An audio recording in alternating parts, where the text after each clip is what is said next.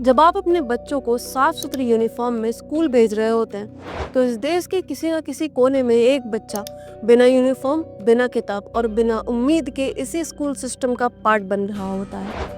कहने को तो ये सरकारी स्कूल है, लेकिन असली में ये वो जगह है जिसको सरकार भी भूल चुकी है।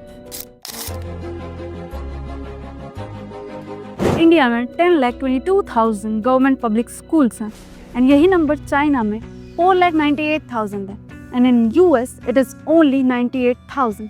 लेकिन वर्ल्ड पॉपुलेशन रिव्यू की जो एजुकेशन लिस्ट रैंकिंग है उसमें यूएस ने उस लिस्ट को टॉप किया है एंड जो एजुकेशन रेट्स डिटरमाइन करने के लिए टेस्ट होता है उसमें चाइना के बच्चों का सबसे ज़्यादा स्कोर आया है।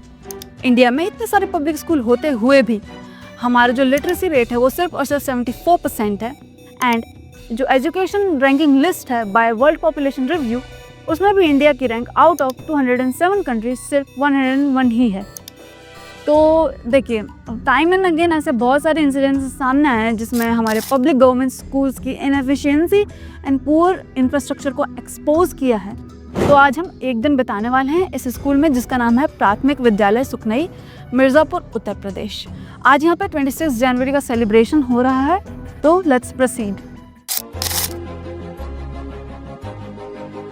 इन स्कूल्स में जो मेजर प्रॉब्लम प्रेवलेंट होती है वो होती है इंफ्रास्ट्रक्चरल प्रॉब्लम्स। जैसे कि जिस स्कूल को मैंने विजिट किया था वो 5th स्टैंडर्ड तक ही था एंड उसमें 4 क्लासरूम्स थे एंड 1 लाइब्रेरी थी। और साथ में हमारे विद्यालय में एक पुस्तकालय बना हुआ है। उस पुस्तकालय में जा कर के बच्चे अपने रुचि के अनुसार उनकी आयु संवर्ग के हिसाब से पुस्तकें रखी हुई हैं। जैसे कि छोटे बच्चे जो बहुत हैं जो अभी पढ़ना नहीं जानते हैं, भी पहला प्रवेश उनका हो रहा है, अक्षर ज्ञान है आंगनवाड़ी से आने के बाद में, तो उनको चित्रात्मक पुस्तकें ज़्यादा हैं जिससे वो उसमें देख करके अपनी माने उसको समझ सकें। एंड जब मैं लाइब्रेरी में गई तो उसकी हालत कुछ ऐसी थी कि एक टेबल पे ढेर सारी बुक्स पटक दी गई थी एंड उनमें धूल जम गई थी, एज इफ़ कि वो कभी खुली ही ना हो। एंड जो क्लासरूम्स थे वहाँ पे बच्चों को ना ही कोई टेबल, ना ही कोई मेज, ना ही चेयर्स, कोई भी सुविधा नहीं थी बैठने के लिए। वो ज़मीन पे ही बैठ रहे थे। जहाँ पे बच्चों का लंच होता है वो थोड़ा बहुत ठीक था कंपैरिजन में, लेकिन what shocked me the most was कि जब खाना बन जाता था बच्चों के लिए एंड जब सब कुछ ख़त्म हो जाता था तो उन बर्तनों को बाहर रख दिया जाता था और जो आसपास के स्ट्रे डॉग्स हैं वो आते थे और उसी यूटेंसिल्स में से जो खाना था वो लिक करते थे। तो हाइजीन की तो कोई बात ही नहीं है। And one thing that I also noticed that even though the LPG gas cylinder is provided under the PM Poshan scheme, the food was still being cooked on a chulha. So recently for the year 2023-24, Unified District Information System for Education की report आई है on the conditions of schools and उनमें ये बताया गया है कि out of 14 lakh government schools, up to 1.5 lakh schools don't have electricity. उनके पास electricity की एक्सेस ही नहीं है एंड सिर्फ और सिर्फ 9% गवर्नमेंट स्कूल्स जो है उनके पास कोई एक्स्ट्रा करिकुलर एक्टिविटी या फिर आर्ट्स एंड क्राफ्ट का रूम है फॉर चिल्ड्रंस। ये प्रॉब्लम सिर्फ बच्चे ही नहीं, टीचर्स भी फेस करते हैं। जो टीचर्स हैं उनको भी काफ़ी सारी प्रॉब्लम्स फेस करनी पड़ती है, जैसे कि स्टाफ शॉर्टेज। जब हमने कुछ टीचर्स से बात की तो हमें पता चला कि उस स्कूल में स्टाफ की शॉर्टेज होने के कारण दिन भर में जो एक क्लास होती है वो कंबाइंड होती है, विच मीन्स कि 2 क्लास के बच्चे मर्ज हो जाते हैं और कोई एक ऐसा जो सब्जेक्ट पढ़ाया जाता है जो कि दोनों क्लास में कॉमन हो। मिलाकर सब 4 स्टाफ हमारे यहाँ पर हैं। कक्षाएँ 5 चल रही हैं। किसी एक कक्षा तो हमेशा इसलिए हमको कंबाइंड क्लास लाना पड़ता है। क्लास 1 और 2 को कंबाइन करके या फिर 4 और 5 को कंबाइन करके दिखाते हैं, तो लगभग तब पूरा पीरियड सारे चलते हैं। तो ऐसे कंबाइंड क्लास में क्या क्या प्रॉब्लम्स आप फेस करते हैं और उन्हें कैसे ओवरकम करते हैं कि उन्हें कैसे टैकल करें? कंबाइंड क्लास मैडम चलाने के लिए बहुत सारे प्रॉब्लम होते हैं। प्रॉब्लम नहीं होता है, इसी क्लास 4 और 5 कंबाइन कर दिए हैं, तो 4 और 5 की सिलेबस अलग अलग है।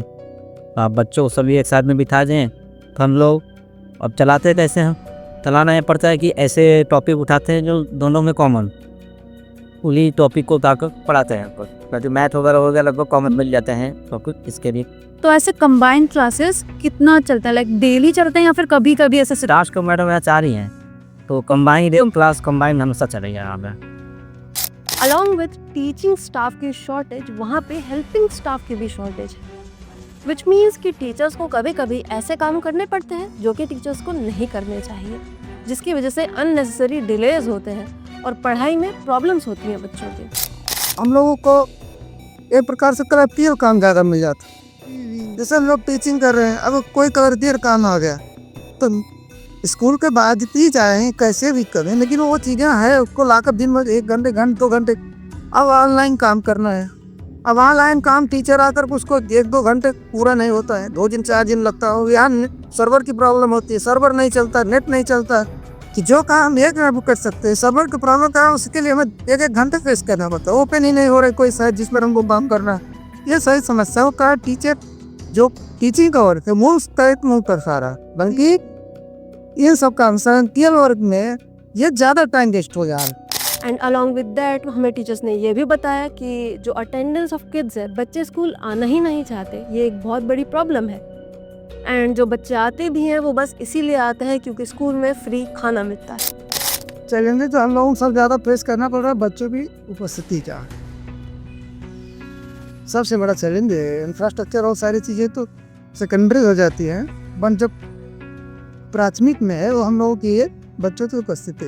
तो 1 दिन बच्चे आते हैं, 2 दिन आते हैं, फिर अभिभावक 14 बात कीजिए, हाँ सर कल भेज देंगे, परसों भेज देंगे, आते नहीं। ये हम लोगों की सबसे बड़ी चैलेंज है, जो हम लोगों को आउटपुट लाने की सबसे बड़ी प्रॉब्लम हो गई। तो जब मैंने स्कूल विजिट किया तो मैंने कुछ बच्चों से बात की थी। सबसे पहले मैंने जिस बच्ची से बात की वो तो मुझे आंसर ही नहीं कर पा रही थी।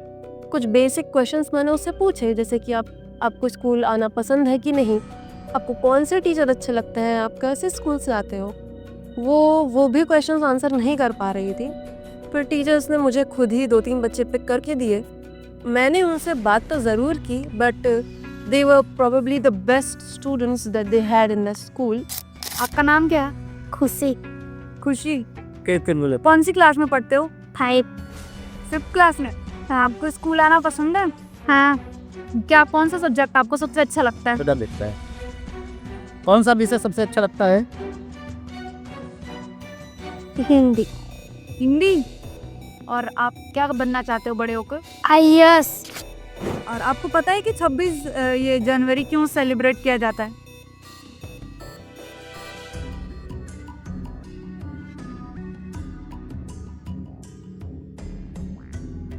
ये इसलिए सेलिब्रेट किया जाता है क्योंकि आज हमारा संविधान जो है लागू हुए है, ठीक है।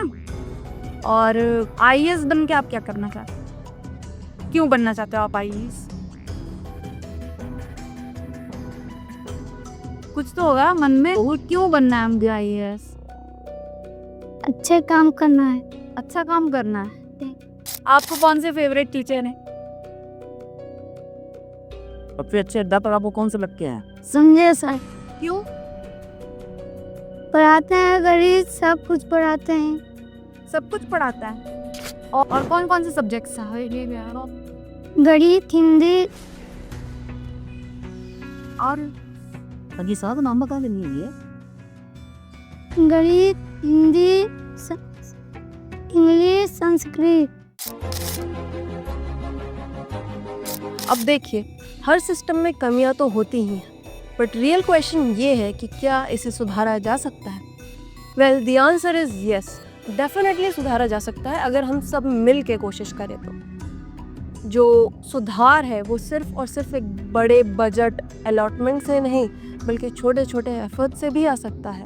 जो unified district information system for education की रिपोर्ट है 2023-24, उसमें उन्होंने हमें कुछ वे फॉरवर्ड्स भी बताए हैं जो इस सिस्टम को रिवाइव कर सकता है एंड बहुत ही स्मूथली रन करने में हेल्प करेगा। सबसे पहला तो है कि पॉलिसी इम्प्लीमेंटेशन होना चाहिए अच्छे से। हमें जो ग्रॉस एनरोलमेंट रेशियो है उसे अचीव कर लेना चाहिए बाय 2030, एंड जो नेशनल एजुकेशन पॉलिसी है उसे भी एक्सेलरेट करना चाहिए, एंड हमें प्रमोट करना चाहिए skill based education. And another thing that we can do is कि जो टीचर्स हैं उनकी ट्रेनिंग में क्वालिटी पे ज़्यादा ध्यान दिया जाए rather than quantity. And inclusive education होनी चाहिए फॉर ऑल। और अगर हम करप्शन को रिड्यूस कर दें तो ये सिस्टम जो है वो थ्राइव करेगा। So I hope you like the video. धन्यवाद।